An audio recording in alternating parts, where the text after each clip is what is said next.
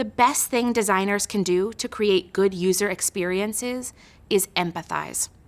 A while back, we explained that empathy is the ability to understand someone else's feelings or thoughts in a situation. Empathizing with potential users is important to every step of the design thinking process. First, let's explore what we really mean by empathy. Sure, you have a definition, but when you think about empathy in relation to similar words like pity and sympathy, the meaning can get a little blurry. So let's break it down. When you have pity for someone, you feel sorry for them. But pity usually has condescending overtones. Think about it like this. Pitiful and pathetic are synonyms. When you have sympathy for someone, you acknowledge their feelings, but you keep yourself from experiencing those feelings. Empathy goes beyond sympathy. When you empathize with someone, you share their mental and emotional experiences. Empathy is at the core of everything we do. Approaching UX research with empathy makes it easier for you to solve the right problem. Like anyone else, UX designers make a lot of assumptions, but UX design is not about solving problems we assume users want solved. It's about solving problems that users actually want solved. When we first meet someone, we may have a lot of assumptions about who they are. As we get to know them, though, we may discover that our assumptions were not so accurate. This is true in UX design, too. We might think we know who a user is and what they need, but UX research reveals who they really are and what they actually need, allowing us to better empathize with the user. One way that we can visualize empathy is by creating an empathy map. An empathy map is an easily understood chart that explains everything designers have learned about a type of user. An empathy map consists of 4 squares, which show what the user thinks, says, does, and feels. The word user goes in the middle, right where these squares intersect. Now you're ready to fill in the squares. Imagine you're on a team building an app that promises food delivery in 30 minutes or less. Your users test a prototype of your app, and you interview them about their experiences. Let's create an empathy map. The top left of your empathy map includes what the user says during the interview. Use direct quotes if you can. For our example, one user, Simone, has ordered food from 2 of our competitors' apps before, but she isn't loyal to either of them. Simone might say something like, "I wish food delivery apps provided more accurate time estimates." We should write this direct quote from Simone in the says square of our empathy map. Next, the bottom left square focuses on what the user does during the interview. We should observe and record the user's physical actions. For example, when Simone interacts with our food delivery app prototype, she refreshes a page multiple times and takes the time to read something carefully. The top right square focuses on what the user thinks. This includes things the user doesn't actually say, but that you can tell through observation. Facial expressions are a great way to understand what a user is thinking. A furrowed brow might indicate that Simone is thinking, "This is really annoying."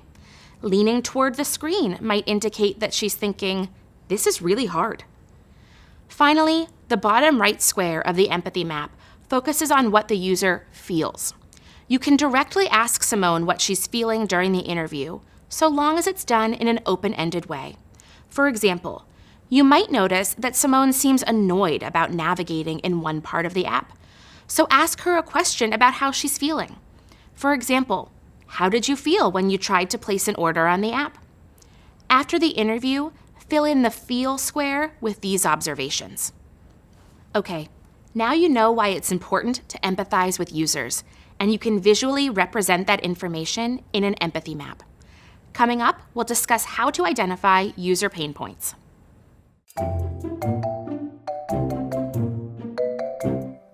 Think about New Year's resolutions. Most of us set goals at the beginning of the year, but how many of us keep those goals? Well, it turns out not many. 80% of New Year's resolutions fail because they are not clear or we set unrealistic expectations. UX designers face similar challenges when setting goals.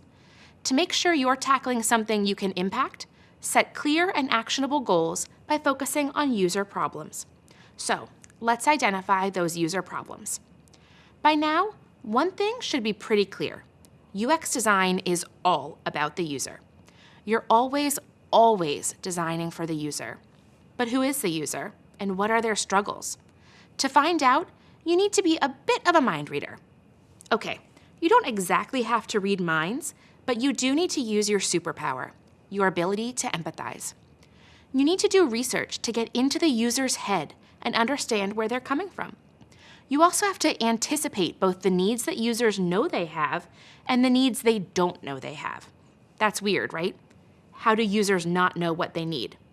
Well, here's an example. In the heyday of flip phones, customers might have thought they needed a longer battery life, a bigger interface, an easier way to text. But they had no idea they needed smartphones. Most of us didn't even know smartphones were possible. So when Apple introduced the first modernized smartphone in 2007, we were dazzled by all it could do. Having a smartphone quickly turned into a need for so many of us. So if you narrow down everything that a UX designer does into a single role, that role would be problem solver. And solving user struggles or pain points is number one on the list. Pain points are any UX issues that frustrate the user and block the user from getting what they need. Remember the Norman door? If you expect a door to open, it should open. If it doesn't, that's a user pain point. Or how about this one? Ever gone on a company's website to find their customer service info? You click tab after tab, scroll page after page, and you still can't find it? That's a user pain point. Most pain points fall into one of four categories. Financial pain points are user problems related to, you guessed it, money. If you've ever gotten lost in an online article only to be rudely interrupted by a paywall, you know all about these. There are also product pain points. These are usually quality issues related to the product. Norman doors fall into this category. Next up, there are process pain points. These are frustrations that stop the user going from point A to point B. For example, have you ever shopped online and struggled to get the item you want to check out? That's a process pain point, and that could mean the business loses a customer. And finally, there are support pain points. When users interact with your product, they might have questions. If they can't find answers to their questions, they won't feel supported. Customer service information that's hidden on a website falls into this category. Remember when I said designers need to read minds? Well, we also need to read hearts. I think it's safe to say that we've all experienced these kinds of pain points. We know how it feels. As a designer, you need to know how it feels for your user. In other words, you need to have empathy for your user. Think back to the door experiment. Opening the door may not always be easy. What if our user is in a wheelchair? What if they can't reach the knob? What if they don't have enough strength? You want to account for all users. Let's think back to an empathy map. Empathy maps show us what the user thinks, says, does, and feels. Empathy maps help us get into the user's mindset, allowing us to identify their pain points. This is just the beginning.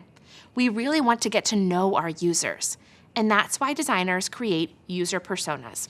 Let's find out what personas are all about.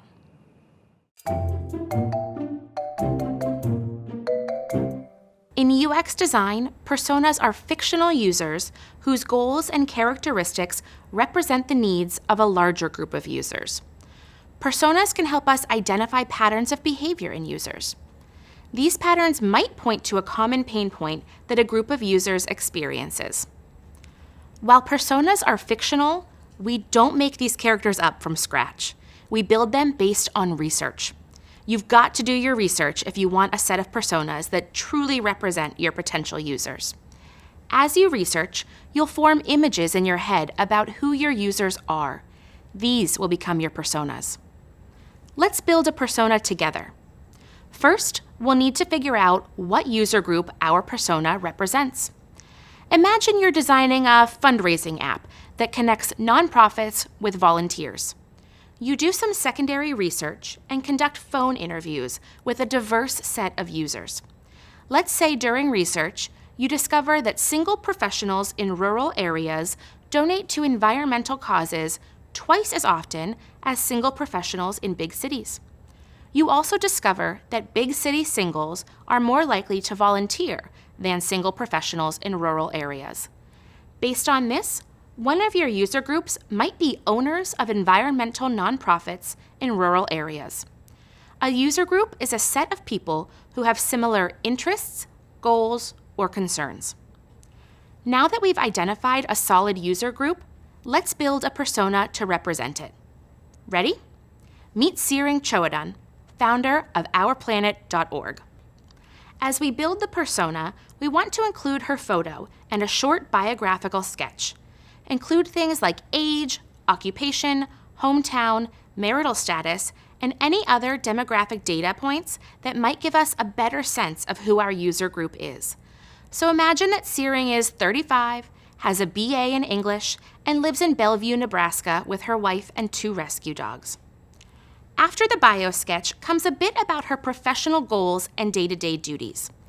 As a founder of a nonprofit, Searing probably fills lots of roles, like writing grants and talking with city officials about exciting green initiatives. She also keeps residents informed about how and where to recycle their trash. After that, since you're designing an app, you might want to know how comfortable Searing is at navigating online and working with tech. So let's say she's not so tech-savvy, but knows she has to get her nonprofit online if she wants to find more volunteers. Finally, you might want to give her a catchphrase, something she says to inspire herself and her small team every day. For Searing, that might be something like, "Getting greener every day." And just like that, your user group turns into a real person that the team can build their app around. Keep in mind each persona you create humanizes a user group for your team. Searing represents only one persona. You want to build a persona to represent each key user group, and that will take time. Is it worth it to build so many personas? The short answer? Absolutely. Now for the longer answer. Personas build empathy and put a face to the user. They help humanize our users. They give stakeholders a clearer idea of who their users really are and makes the user experience more meaningful. Let's do a little test. When I say to you, there are about 533,000 people over the age of 100 living in the world today, you'll probably find it mildly interesting for a second before promptly forgetting the number. But if I tell you about Mavis Hunter, a competitive runner who only picked up the sport 2 years ago after turning 100 years old, chances are she makes a longer lasting impression. Why? She makes you feel something the stats can't. She feels like a real person. You want to help her continue to do what she loves. That's the power of personas. In addition, personas tell stories. This is why personas are key to turning an average stakeholder presentation into a storytelling experience. If your client is building a new running app, Mavis helps make the case for creating new features or expanding accessibilities for senior citizen athletes. Okay, so personas build empathy and tell stories. But why do you need a whole set of personas? Well, one persona isn't enough to tell all the sides of a design story. As cool as Mavis is, you aren't improving the running app just for her. This is why you need a set of personas. All user groups should be vividly represented. This shows stakeholders the diversity of their user groups, and it lets you test features against them. This leads us to the third reason for why personas are worth it. Personas stress test designs. Let's go back to the running app. What works for Mavis might not work for Diane, a working mother of 3 children under the age of 5. What matters most to Mavis isn't the same as what matters most to Diane. Mavis wants accessibility, while our working mom wants time. Personas make sure we designers create something that benefits a wide range of users. Now that you know what a persona is, what personas do for UX designers, and how to build a persona, let's get to know how personas help us tell a user story.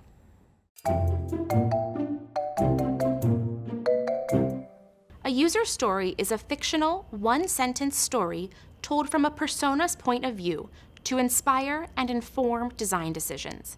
It introduces the user, lays out an obstacle, and states their ultimate goal. Don't get confused if you notice some designers refer to these as scenarios or user cases. They mean the same thing.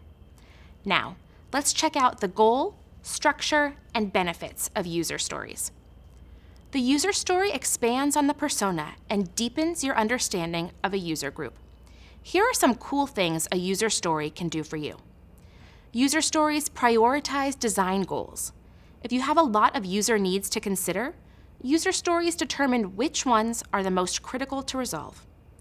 User stories also unite the team around a clear goal. A good user story can also inspire empathetic design decisions by making our approach user-centered, also known as user-centric. And finally, user stories personalize pitches to stakeholders. You aren't just presenting your design update ideas, you're demonstrating how the updates will help specific types of people. So, how do you write a user story? Like a classic short story, user stories have a hero with an ultimate goal and a conflict that keeps them from conquering that goal. To write a user story, we follow this simple formula. As a type of user, I want to action so that benefit. All that's left now is filling in the missing pieces. Type of user describes who we are designing for. Action is what the user hopes will happen. And finally, benefit is why the user wants the action to happen. This formula keeps the problem user-centered, actionable, and clear. Let's think about a user story that I experience all the time. As an online shopper, I want to receive a text when the item arrives so that I can pick it up right away. So now you know what a user story is, why it's important, and how it's structured. Up next, you'll learn how to predict and prevent a bad user experience.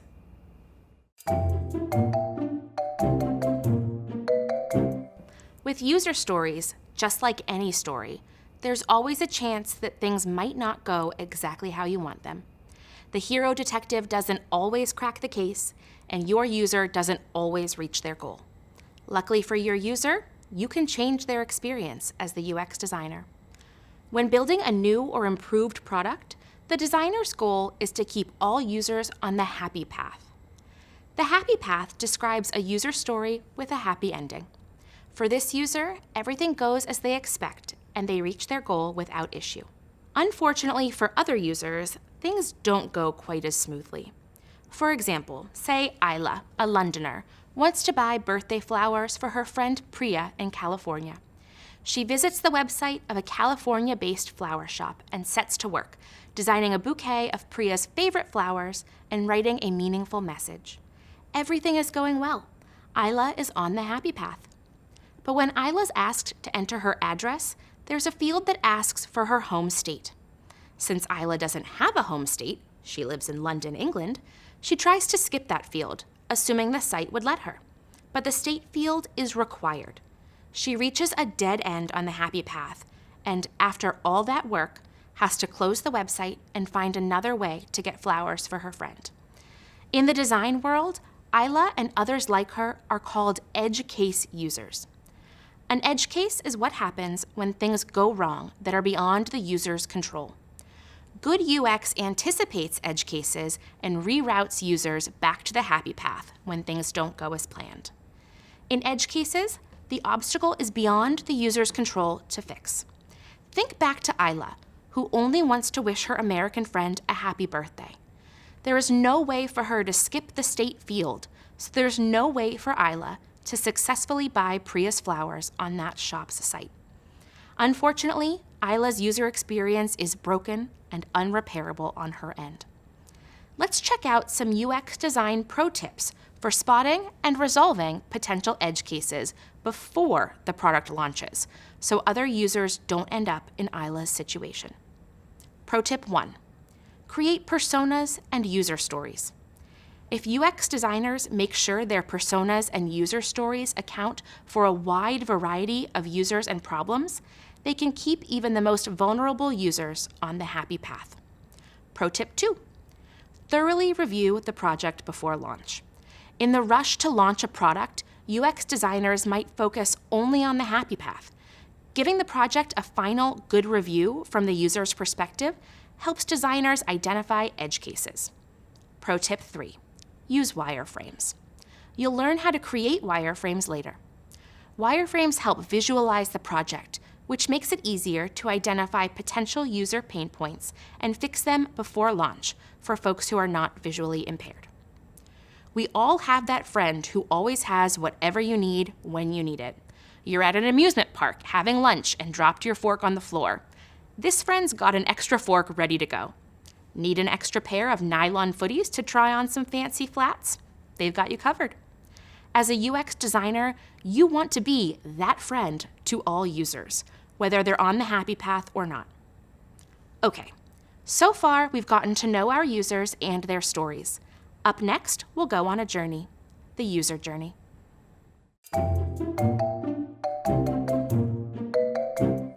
Now that you've planned and prepared for happy paths and edge cases, let's discover what user journeys are all about. A user journey is the series of experiences a user has as they interact with your product. User journeys build off the personas and stories you've already created. They help you think and feel like the user, which is super important. If you can't put yourself in the user's shoes, you can't be sure your design will really help them. Before you start the user journey, you need a journey map. A journey map is just what it sounds like, an illustration of what the user goes through to achieve their goals. Think of reading a book. If the persona is your character, the user story is your plot, and the journey map is your story outline. First, let's do a little experiment. Imagine we want to drive to the beach for a swim. We can pull up a map on our phone to get an overview of the best route. We know our starting point and our end point. So let's go for a drive. So far, so good, right? Oops, looks like a traffic jam up ahead. Luckily, the map app gives us a detour route to avoid the traffic. Map apps help drivers avoid obstacles along their route. The same idea applies to journey maps. A user journey map helps UX designers create obstacle-free paths for users. That's the first benefit to user journey mapping. Now let's go over some more. A user journey map reduces the impact of designer bias, which you might remember as the tendency for the designer to design according to their own needs and wants, instead of the user's. Creating a journey map lets you thoroughly detail the user's interaction with your design. That way, you can really focus on how a specific persona, not you, thinks and feels at every step. Journey mapping also highlights new pain points. For example, say your persona, Kindred, is biracial. Her user journey is filling out her census info online. Everything's going well until it's time for Kindred to select her race from the drop-down menu. Suddenly, she hits a roadblock. There's no option for her to identify herself as both Black and Korean. That's a pain point. If you yourself aren't biracial, you might not have predicted this problem. But by creating the persona of Kindred, giving her a story, and mapping out her journey, you are able to clearly identify the issue and correct it. Which brings us to the final key benefit of journey mapping: identify improvement opportunities. In Kindred's example, you could add an option in the menu for users to write in their racial identity. Or maybe you could add another field to the drop-down menu for multiracial citizens. Improving the UX here can make a big difference. So how do we map out a user journey? One action at a time. Let's say our persona, Jamal, comes from a town of 500 people in rural Mississippi. He uses a wheelchair to get around, and he's visiting New York City for the first time. Today, he wants to fulfill his dream of going all the way to the top of the Empire State Building. How do we map out his journey? Let's walk through it together. To start, identify the first task the user needs to complete. In this case, Jamal needs to find a subway route that will take him to the Empire State Building. Next, list all the things the user needs to do to reach their goal. Here's a list of Jamal's main tasks. Task 1, determine the subway line and route to take. Task 2, find the nearest station with wheelchair accessibility. Task 3, buy a ticket. Task 4, find the right platform and make sure the train is headed toward the Empire State Building and not away from it. Task 5, board the subway. Task 6, find the right exit. The next action in mapping a user journey is describing all the smaller things the user must accomplish before graduating to the next main task. Here's what that might look like for Jamal. So that's it, right? You got Jamal all the way to the Empire State Building. Your work here is done. Well, not exactly. You've completed Jamal's physical journey, but you still need to consider his emotional journey too. The third action in mapping a user journey is identifying the user's likely emotion as they go from task to task. For example, imagine how Jamal might feel the first time he looks at the subway line map. He might be confused or intimidated. Or imagine that Jamal purchased his ticket and is trying to get to the right platform. He can't use the stairs, so he'll need to find an elevator or ramp. The elevator might not be working, so he has to find a ramp. This experience could make Jamal feel overwhelmed and make him feel excluded. There's one final action in our journey mapping exercise. Once we've identified the user's emotions, we can then identify opportunities to improve his user experience. This is where user journey mapping can really enhance UX design. Without mapping the actions of Jamal's journey, it might never have occurred to us to add signage in subway stations to help users with wheelchairs navigate the system more easily.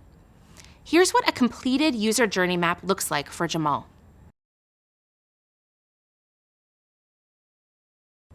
Now you know how user journeys build off of user stories and personas. You also know the benefits of user journey maps, and you understand how to create a journey map. Jamal's user journey may have come to an end, but we've still got a long way to go in our UX design journey. Coming up, we'll highlight the importance of considering accessibility.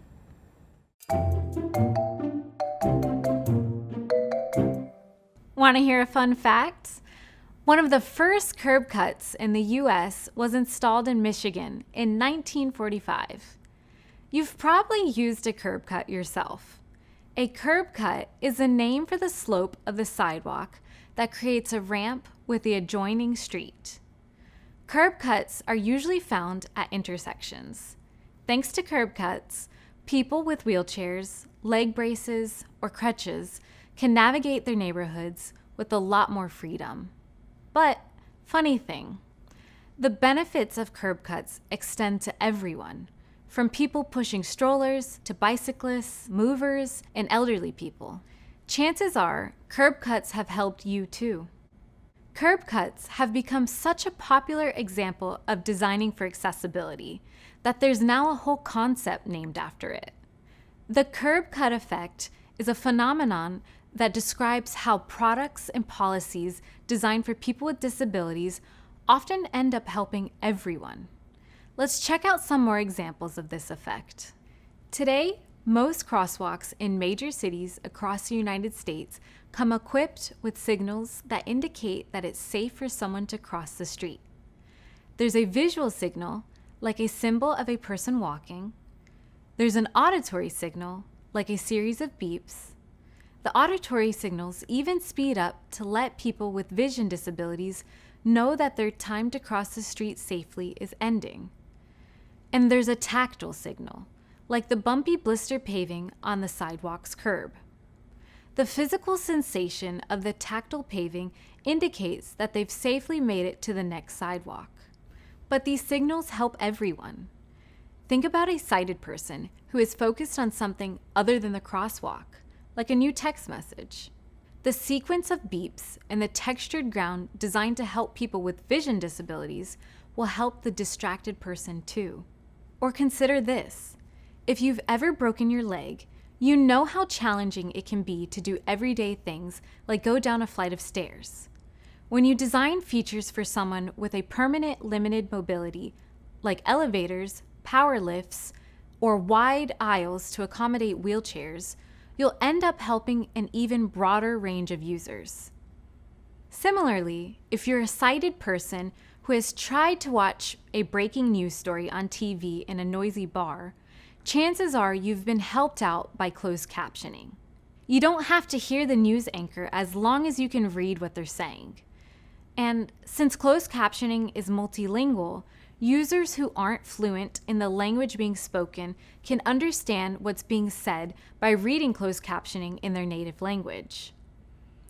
Now, let's think about products and services that are inaccessible. As a security measure, many websites automatically time a user out if they haven't been active for 2 minutes.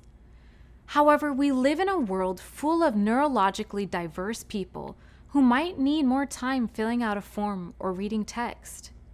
Designing for inclusivity and accessibility may mean removing or lengthening this time window.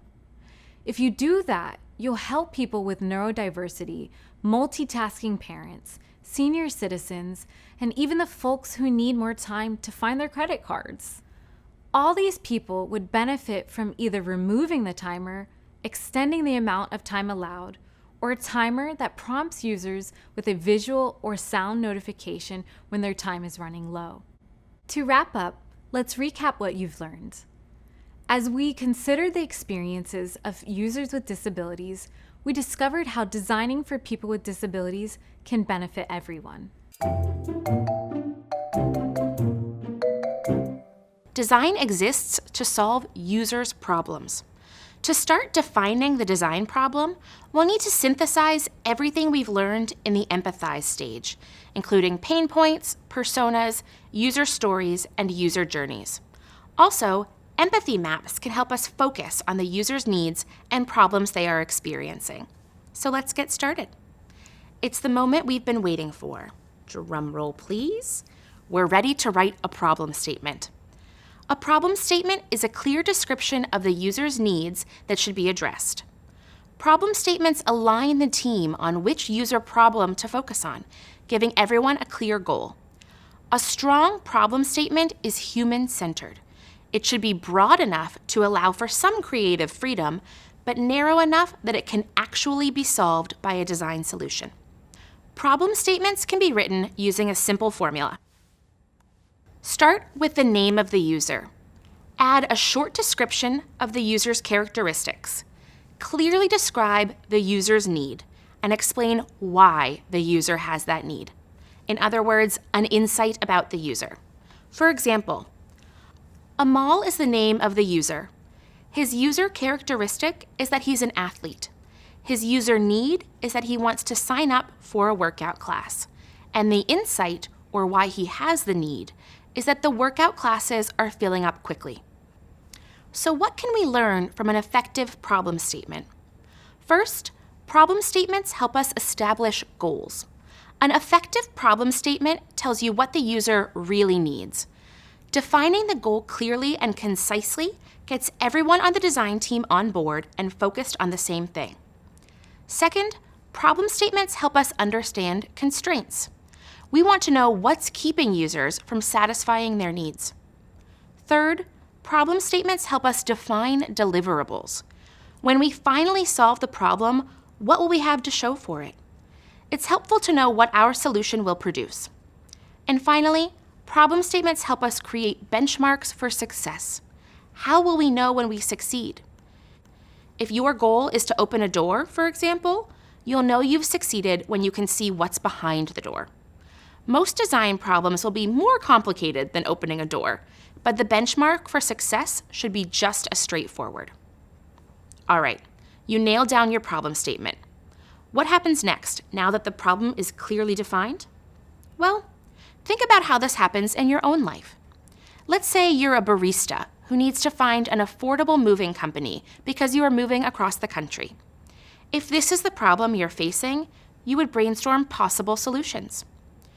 Brainstorming solutions is similar to making a hypothesis or an educated guess about how to solve the problem. In UX design, we write possible solutions to the problem as hypothesis statements. A hypothesis statement writes out our best educated guess on what we think the solution to a design problem might be. So how do we write hypothesis statements? Unlike problem statements, there's not a standard formula to use for writing hypothesis statements. But to get us started, we'll try what's known as an if-then statement. It looks like this. If, name an action, then name an outcome. Let's go back to our earlier example with Amal. Amal is an athlete who needs a way to sign up for workout classes because the class he wants to participate in fills up fast. Your hypothesis statement might be something like this. If Amal downloads the gym's app, then he can reserve his favorite class in advance. Like we said, hypothesis statements don't have a standard formula. So instead of using an if-then statement, you could also write this hypothesis statement as something more flexible, like Amal needs an app that allows him to reserve his favorite classes in advance and notifies him of the first opportunity to sign up. In both of these examples, we are guessing or hypothesizing what has to happen for Amal's need to be solved. As you move forward in the design process, you will revisit and possibly adjust your hypothesis as you learn more about your user's needs. Be flexible and adapt as you go in order to end up with the best design solution. Congratulations on finishing this course from the Google UX Design Certificate. You can access the full experience, including job search help, and start to earn your certificate by clicking on the icon or the link in the description below. Watch the next video in the course by clicking here, and subscribe to our channel for more from upcoming Google Career Certificates.